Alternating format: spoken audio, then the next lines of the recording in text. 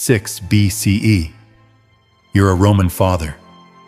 Your family is respected, wealthy, connected to the right names, the right circles, the right power. You've done exactly what a man like you is expected to do.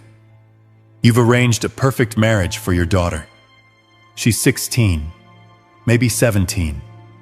Beautiful, educated, raised carefully to reflect every Roman ideal, virtue, obedience, restraint. She knows how to lower her eyes when spoken to. She knows when to remain silent. She knows her future is not hers to choose. The wedding is flawless. The ceremony unfolds without error. The feast is extravagant. Guests laugh. Wine pours freely. Music fills the air. This is what success looks like in Rome. Your daughter smiles because she has been taught that smiling is part of her duty. Then comes the final ritual, the one no one discusses openly, the one never described in detail. As she's led away, she turns back just once. Her eyes find yours. There's confusion in them, fear, a question she doesn't yet know how to form.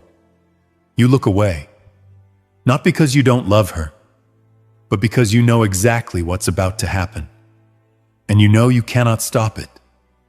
This is the ritual Rome buried so deeply that historians are still reconstructing it centuries later. What I'm about to tell you is not myth, it's not rumor, it's documented practice, and it exposes a brutal intersection of religion, law, and power that forces us to rethink what ancient Rome really was. Here's what we know for certain. Between roughly 300 BCE and 200 CE, Roman marriage law included a provision that appears again and again in legal texts, referenced, enforced, but almost never explained. Later medieval writers would call it ius primae noctis. In Rome, it had another name, ditus devorum, an offering to the gods. And now listen carefully to what Roman fathers never told their daughters. Marriage in Roman law was not a partnership. It was a transfer of ownership. A woman moved from the authority of her father to the authority of her husband. This transfer was called manus. But before that transfer could be finalized, before a woman could legally become a wife, she had to be purified. That is the exact word used in Roman legal language.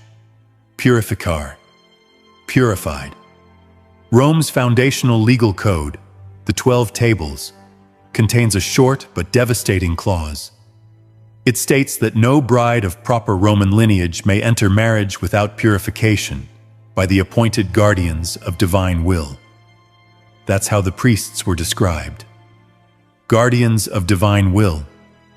Specifically, the sacerdotes Bonae Dei, priests of the good goddess, a fertility cult deeply woven into Roman religious life. And this is where everything turns dark. Roman religion was transactional. You gave something to the gods, and the gods gave something back.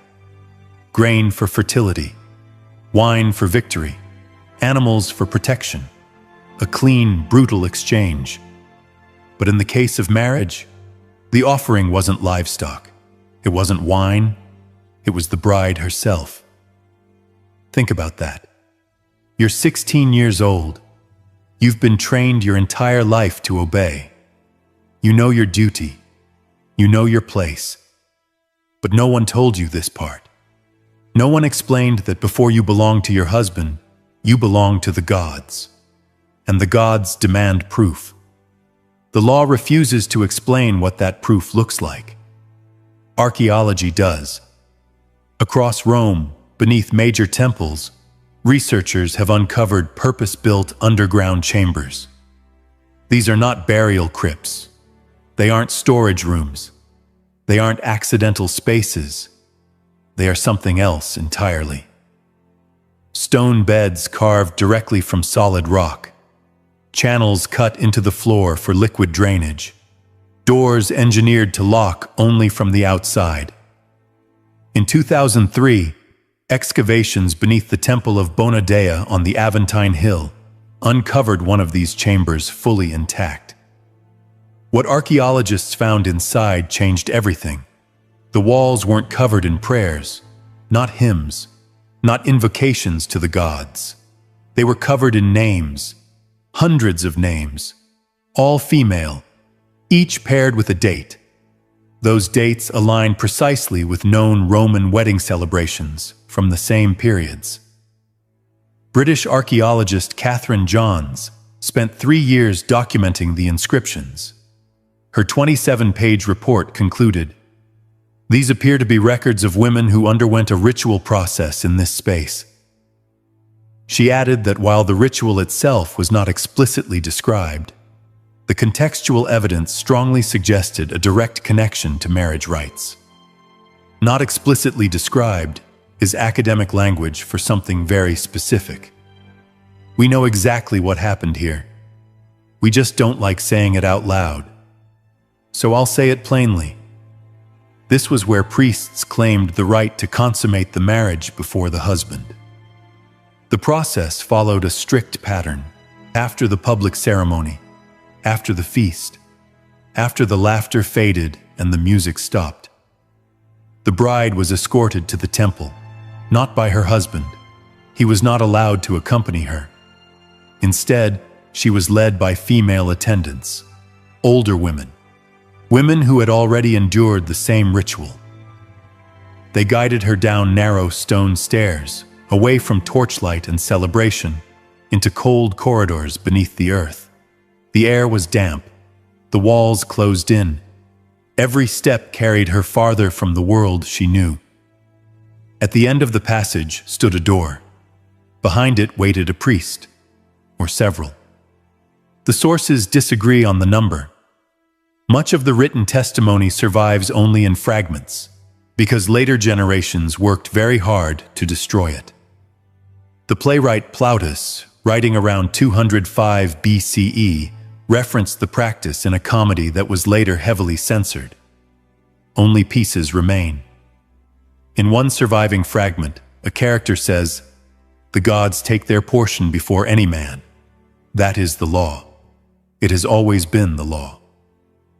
Another character asks, "And the bride?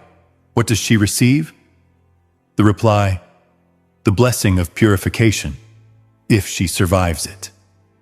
That line was removed in later copies. The philosopher Lucretius addressed the ritual even more directly in the 1st century BCE. Medieval monks attempted to erase the passage entirely. We only have it today because a single manuscript survived, rediscovered in 1417. Lucretius wrote, "The rites of Bona are called sacred, but they are terror. What the priest claims to offer the gods, he takes for himself, and the law shields this theft with the word divine." Read that again. The law shields this theft with the word divine. Now understand how this system worked. You are a Roman father. You know this ritual exists. You know your daughter will endure it. But you cannot refuse, because it isn't called violence. It's called religion. It isn't assault. It's purification. It isn't a crime. It's divine law. The system is perfectly insulated against resistance. The priests claim holiness. The law enforces silence. Society calls it tradition, and the girls disappear into chambers beneath the temples. What makes this practice so difficult to reconstruct isn't a lack of evidence. It's the silence that was engineered around it.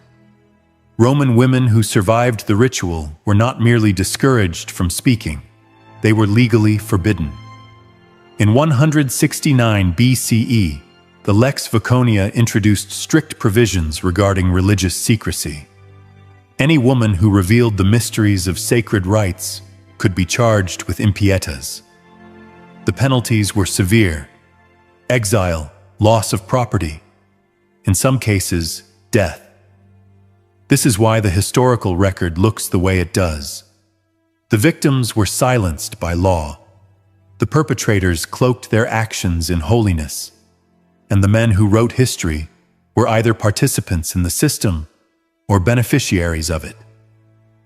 When later scholars complain that the sources are fragmentary, they are describing the result of a system designed to make speaking impossible.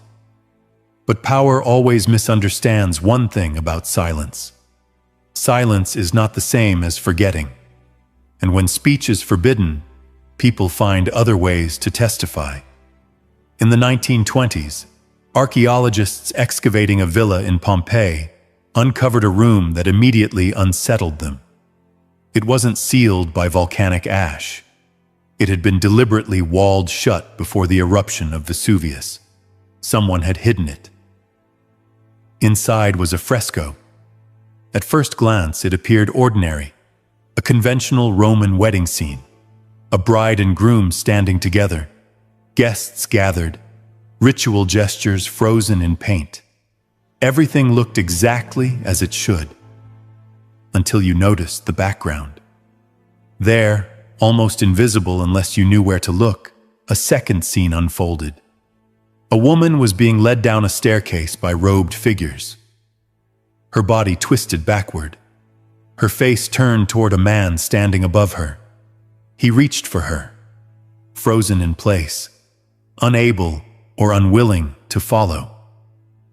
The painter had given extraordinary attention to her expression, more care than the bride in the foreground. Fear, confusion, betrayal. The archaeologist who documented the fresco wrote, "The technical precision of the hidden figure exceeds that of the central scene." The painter clearly intended the background image to be remembered. Someone painted that knowing they could never speak openly. Painting was safer than testimony. Hiding it was safer still. They sealed the room and trusted time